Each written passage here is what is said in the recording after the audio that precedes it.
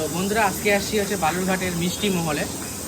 অনেকে আমাকে কমেন্টে বলেছিল যে বালুরঘাটের মিষ্টি মহলের মিষ্টি তারপরে চপ এগুলো ট্রাই করার জন্য। তো চলো আজকে আমি ট্রাই করব, তোমাদেরকে দেখাবো আর মিষ্টি কীরকম খেতে সেটাও তোমাদেরকে রিভিউ দেবো। চলো। বালুরঘাটের এক নতুন নাম করা দোকান মিষ্টি মহল। আমি মিষ্টি খুব একটা খাই না বলেই চলে, কিন্তু অনেকেই আমাকে বলেছে একবার মিষ্টি মহলের মিষ্টি ট্রাই করার জন্য, তাই আজ চলে আসলাম।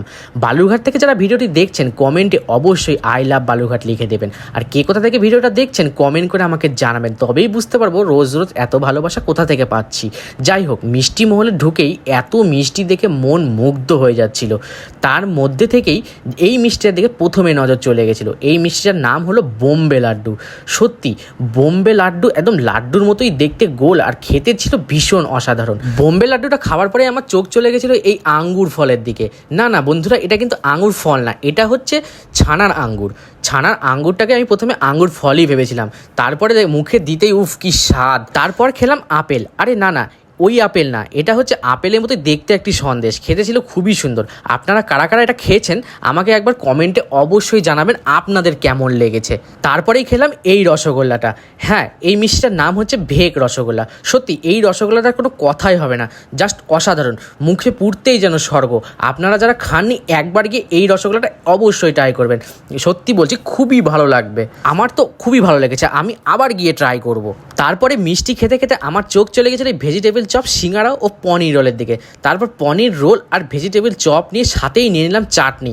চপটা ছিল বেশ বড় আর বেশ দারুণ খেতে। আপনারা চপটার দিকে একবার লক্ষ্য করুন কতটা বড়, আমার তো মুখেই ঢুকছিল না, যত বড় হা করছি তাও ঢুকছিল না। কিন্তু ভিতরে পুরটা দেখুন, পুরটা কিন্তু ছিল একদম বিট দিয়ে তৈরি, পুরোটাই কিন্তু বিটের। সত্যি চাটনিতে ভরিয়ে খেতে কিন্তু দারুণ লাগছিল। যাই হোক, চপটা শেষ করার পরেই আমার নজর চলে গেছিল পনির রোলটা। পনির রোলের ভেতরটা ছিল একদম পনিরে ভর্তি, আপনারা দেখতেই পাচ্ছেন, আর এতটা গরম ছিল যে ভাঙতেই পারছিলাম না। যাই হোক, খেতে কিন্তু দারুণ ছিল, আপনারা একবার অবশ্যই খাবেন। আর এই দোকানের একদম পাশেই কিন্তু রান্নাঘর, আপনারা গেলে মিষ্টি তৈরিছে সেটা দেখতে পাবেন। এবার বলি, দোকানটা কিন্তু বালুরঘাটে যে চৌরঙ্গি ক্লাবের পাশেই। মিষ্টি মহলের মিষ্টিগুলো আমার খুব ভালো লাগলো, তোমরা দেখলে আমি ট্রাই করলাম।